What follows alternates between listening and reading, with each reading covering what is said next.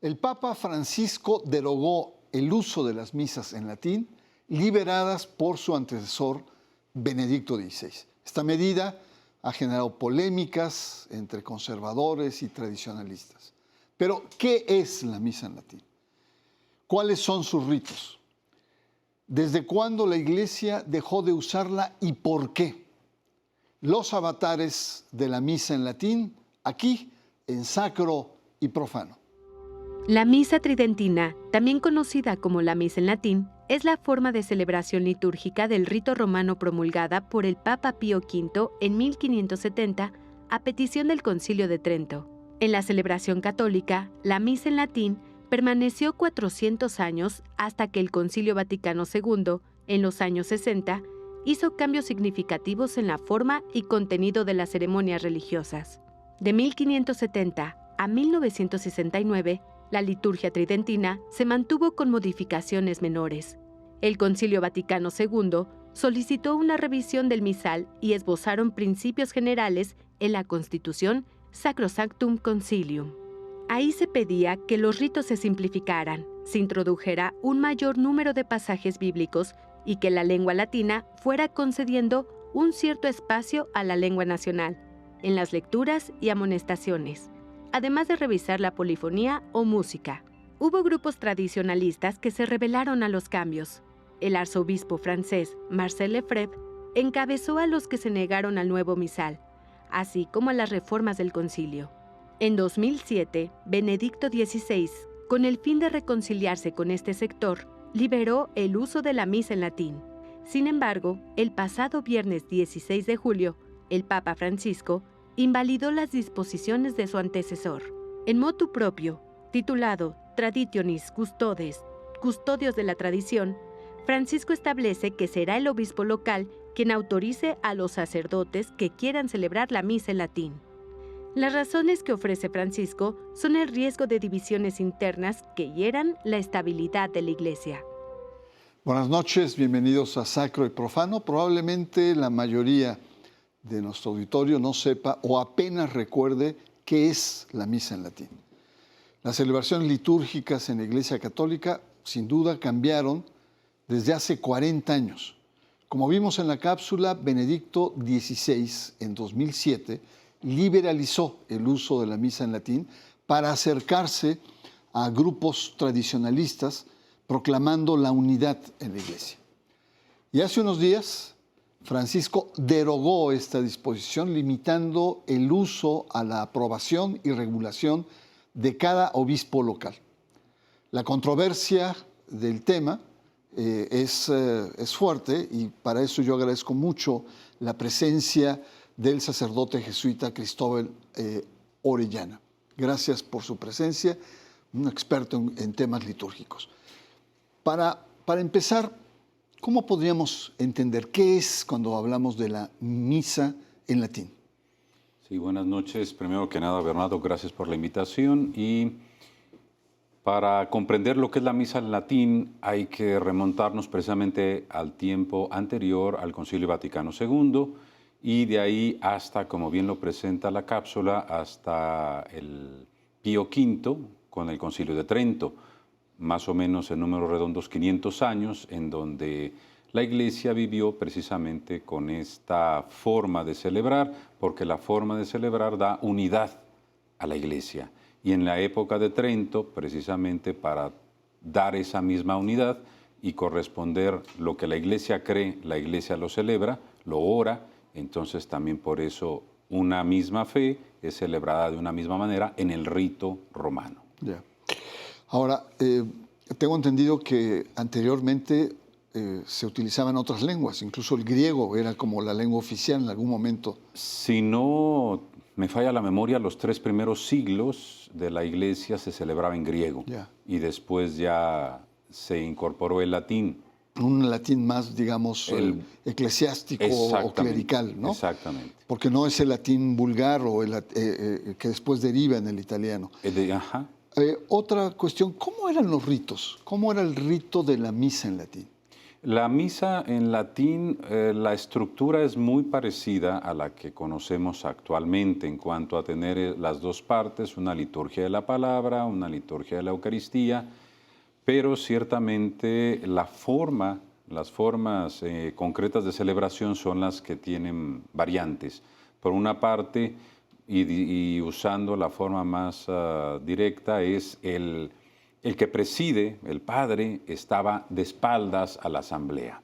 Esto se decía que más bien en algún documento, en un libro que escribió el Papa Benedicto cuando todavía era el responsable de la doctrina de la fe, él dice que más bien estaba ad orientem, orientado. Y esta orientación se decía, bueno, pues en realidad, si nos vamos a orientar, en San Pedro, el oriente está en la puerta de entrada. Entonces tendría que estar mirándose a la puerta de entrada. Sin embargo, en muchos otros lugares, en muchas otras iglesias, el oriente estaba justamente donde está el punto contrario de la puerta de entrada. Y que era hacia donde se dirigían también los altares y hacia donde el padre estaba celebrando y mirando sobre todo, después ya se hace esa corrección de decir, no está mirando a Oriente, sino mira a Cristo, y por eso siempre estaba presente la cruz. Ya. Y sigue presente. Y la música también era muy importante, ¿no? La música gregoriana. La música gregoriana, de hecho, si nosotros vemos en la Sacrosanctum Concilium, no se deroga ni como lengua oficial el latín, ni como música oficial el gregoriano, la música gregoriana, sino que se promueve que surja entre el genio de los pueblos música que acompañe más acorde a estas celebraciones litúrgicas. Entonces, no quedaron derogadas ninguna de las dos y las dos permanecen, tanto el latín como el gregoriano. Muy bien. Pues vamos a una pausa. Estamos conversando sobre estos avatares de la misa en latín, esta nueva disposición del Papa Francisco, en la que pues sujeta su celebración a el obispo local, lo cual pues ha generado una serie de polémicas, y en torno a eso estamos conversando sobre el tema con un especialista en liturgia como es el Padre Cristóbal. Vamos a una pausa. Yo le recuerdo que usted está en Sacro y Profano.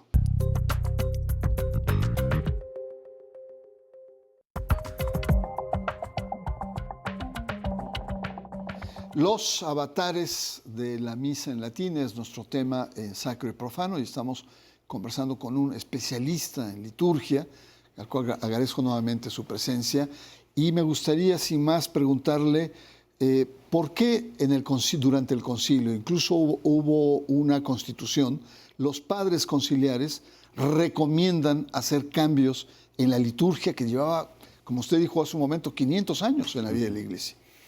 Sí, el proceso de la reforma litúrgica viene desde antes del concilio mismo, con un movimiento que se gesta en Europa sobre todo, en donde se revisa precisamente a partir de las diferentes expresiones y la vivencia, la incorporación de la gente, de los fieles en la celebración litúrgica, porque de otra manera no se puede hablar de celebración, sino simplemente, como el mismo documento conciliar lo dice, para que las personas no estén ahí nada más como meros espectadores y mudos.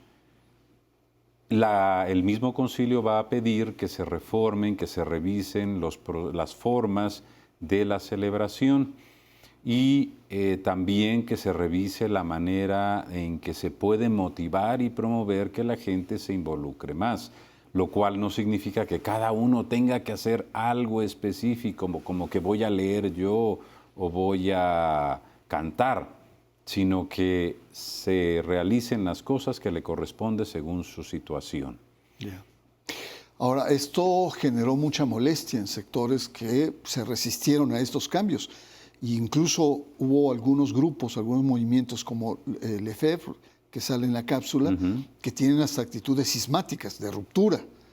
Sí, hubo una oposición fuerte en cuanto a la reforma, porque se le acusó de que no estaba siguiendo la tradición y que seguir la tradición era seguir en latín. Pero bueno, sabemos que esa tradición era apenas de 500 años, la historia de la Iglesia son más de ese tiempo.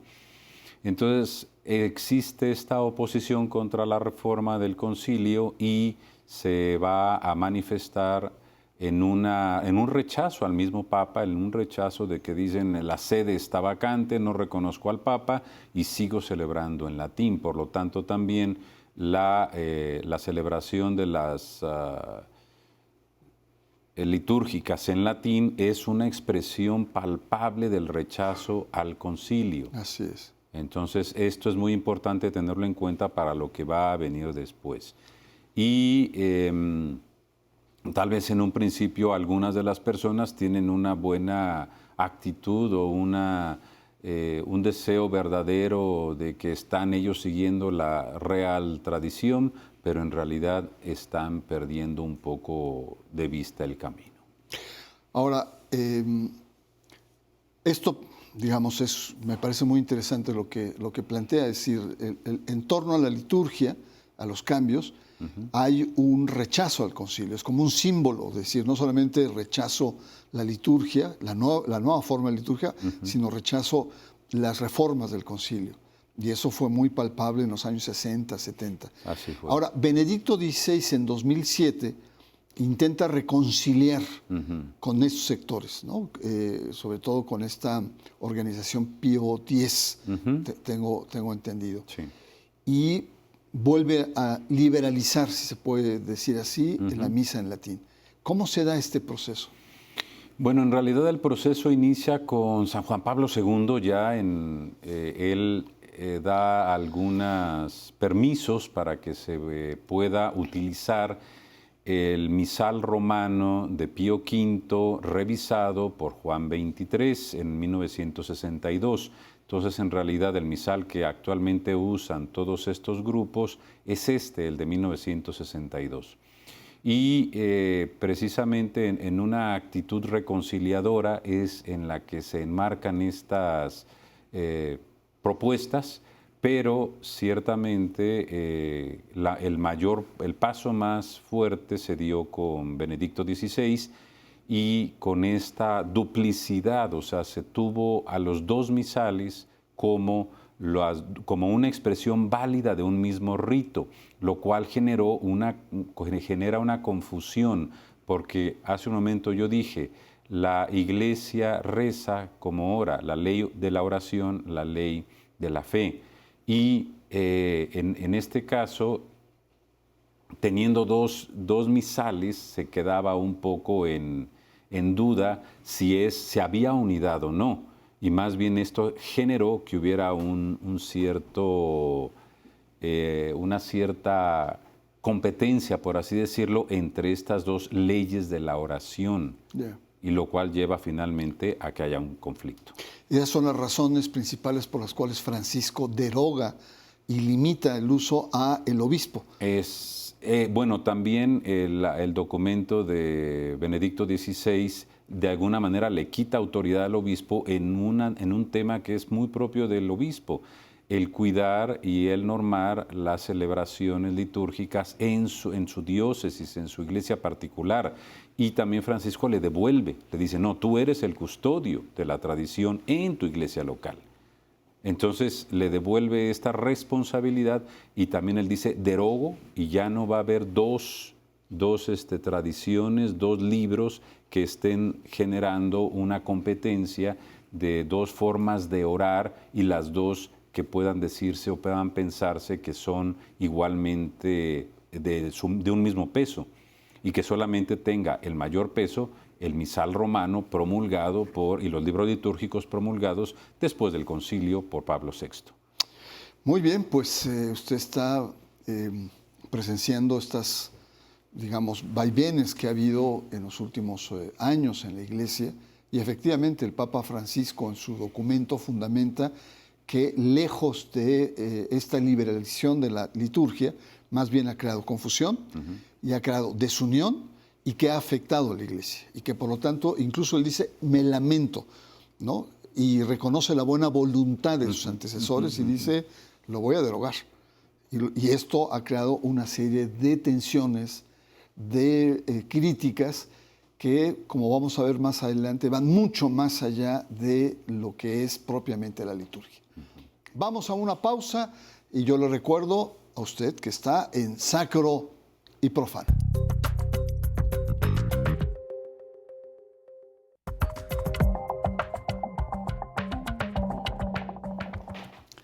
Regresamos, estamos conversando en torno a la misa en latín, que como hemos visto en el programa, el Papa ha derogado o ha limitado su uso y ha concentrado la responsabilidad en el obispo local. Y esto ha generado pues, muchas polémicas, tensiones al interior de la Iglesia.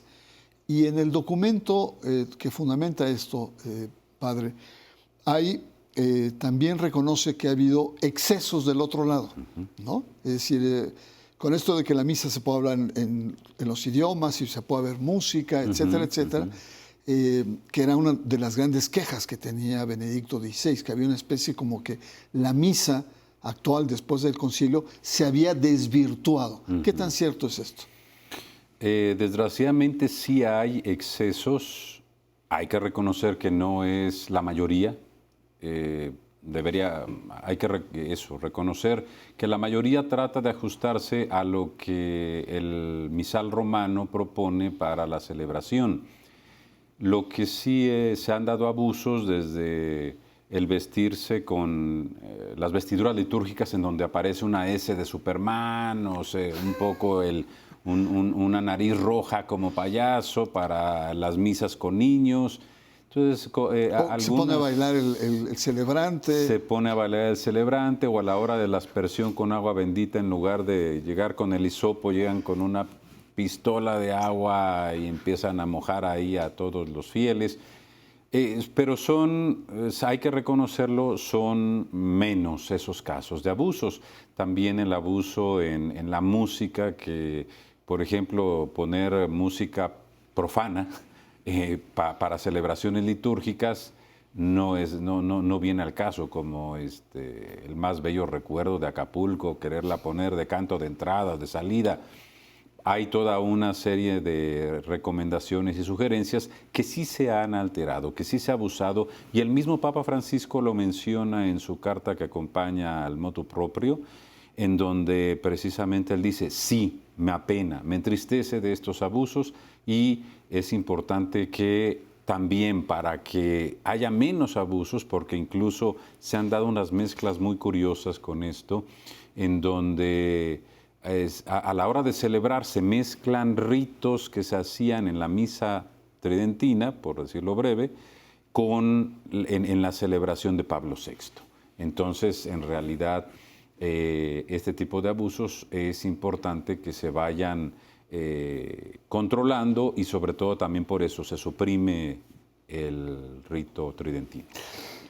Bueno, ha causado mucha polémica, ¿no? Es decir, se le han ido encima a Francisco, y no necesariamente viejos liturgistas o tradicionalistas, sino los adversarios y enemigos han aprovechado y se han dado con todo. Y el gran reproche es esta especie como de autoritarismo, ¿no? Porque lo hizo ahora, ¿no? Quizá lo hubieran cuestionado porque no hizo nada, y ahora porque lo hizo se le van encima, ¿no? Entonces, ¿cómo ve esto? ¿Cómo está percibiendo esta tensión en torno a la liturgia y el debate que está generando? Sí, el debate que se genera en torno a la liturgia tiene que ver también con todo el quehacer de Francisco. Francisco ha llevado a la Iglesia, o la quiere conducir a un modelo de sinodalidad, y lo estamos viendo incluso en América Latina con el trabajo del CELAM, que ahora no va a ser solo la reunión de los obispos, sino es algo más amplio que incluya a toda la Iglesia, a todos los fieles. Pero ciertamente la liturgia es un campo muy visible, bastante visible, tal vez el más, en donde se pueden encontrar y reconocer las fricciones, las luchas, los desencuentros que se dan dentro de la Iglesia, que también hay que decirlo. El deseo del Señor, el deseo de Jesucristo es de que seamos uno, como Él y el Padre es uno, pero internamente sabemos que somos seres humanos y que tenemos intereses, tenemos distintos puntos de vista. Ahora, usted como experto en tema de liturgia, ¿cómo ve el panorama futuro? Es decir, por un lado tenemos ajustes que están haciendo, incluso los 500 años, tengo entendido que incluso el rito de la misa en latín tuvo ciertos cambios, evoluciones, es algo que está dinámico, está en contacto permanentemente con la evolución que tiene las sociedades, la cultura, etc. ¿Cuál ve usted, en función de esta polémica, el futuro de la liturgia en la Iglesia Católica? Bueno, ciertamente la liturgia es un organismo vivo, como lo es la Iglesia, y entonces precisamente por eso a lo largo de los siglos se han dado adaptaciones y cambios, siempre atendiendo a la tradición, la sana tradición de la cual la Iglesia misma, encabezada por el sucesor de Pedro, que en este caso es el Papa Francisco, pues van haciendo toda esta reflexión y que a partir del Concilio Vaticano II se dio a través del Sacrosanctum Concilium. ¿A dónde mira la Iglesia? Pues precisamente miraría a una mayor inculturación sin que esto signifique una desconfiguración o una pérdida de identidad del rito romano, porque hay que tener mucho cuidado con eso. Inculturación, ¿se refiere usted a que se recuperan las culturas y usos y costumbres locales? Es lo que el Concilio Vaticano propuso, lo cual no significa que, o sea, que hay un margen, hay una serie de normas y de límites por los cuales se puede incorporar mucho de lo propio y del genio del pueblo, como el mismo Benedicto lo decía. Bueno, hay una intensa polémica, sobre todo en Roma, por las medidas litúrgicas que adoptó el Papa Francisco. Sin duda, los adversarios conservadores aprovechan para golpear al Papa. Hay detrás de toda esta discusión, lo que está en juego es, sin duda alguna, la validez de las reformas del Concilio Vaticano II. Estos sectores conservadores quieren dar marcha atrás y este Papa resulta una amenaza para ellos. Su progresismo, su afán de continuidad, esta dimensión de sinodalidad, atenta con esta concepción mucho más tradicional de la Iglesia. Y perdón si me pongo dramático, pero lo que está en juego detrás de esta discusión en torno a la liturgia, lo que está en juego es el propio concilio. Soy Bernardo Barranco y le agradezco su atención. Le espero la próxima semana aquí en Sacro y Profano.